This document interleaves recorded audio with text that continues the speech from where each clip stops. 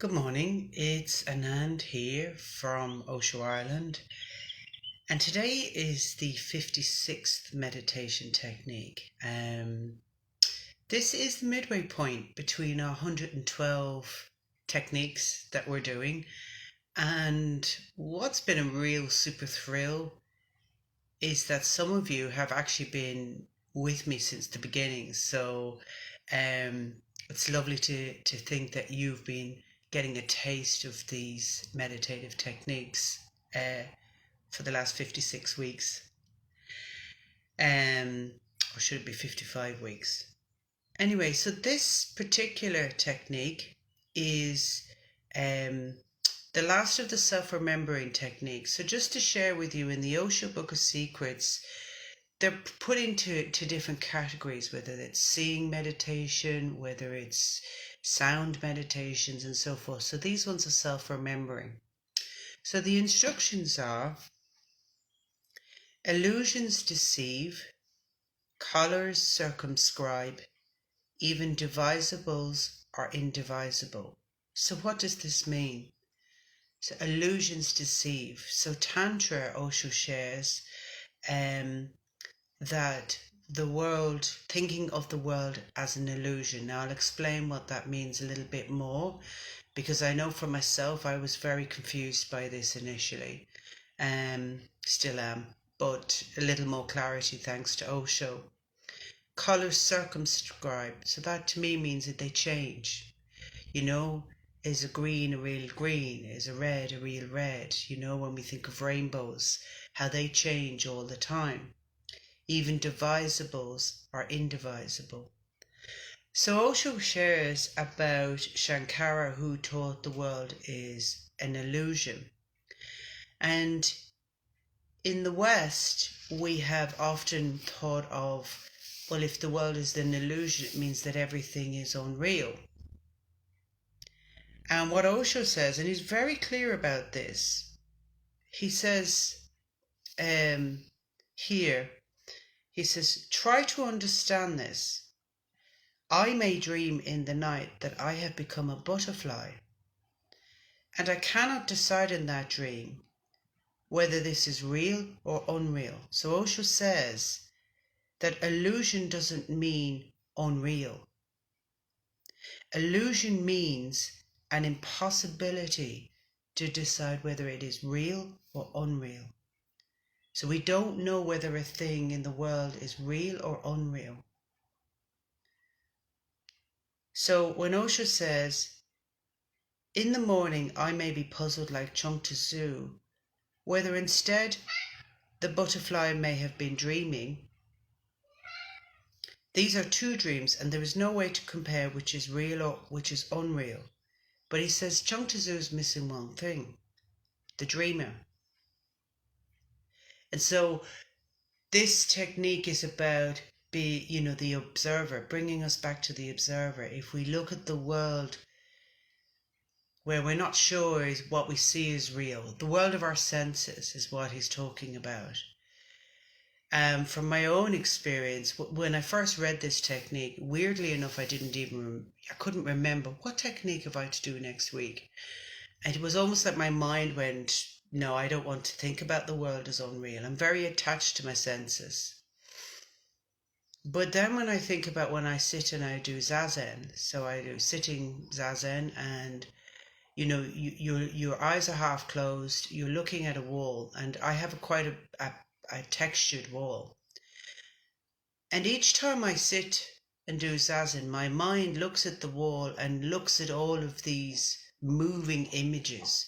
I can see a dog, I can see a sheep, I can see a dancing ballerina. It gets quite psychedelic. And but it's my mind creating something because I'm uncomfortable with just sitting. And it's not real. But is it unreal? I don't know. And it keeps moving and changing, and everything in our life keeps moving and changing, or everything in the world keeps moving and changing.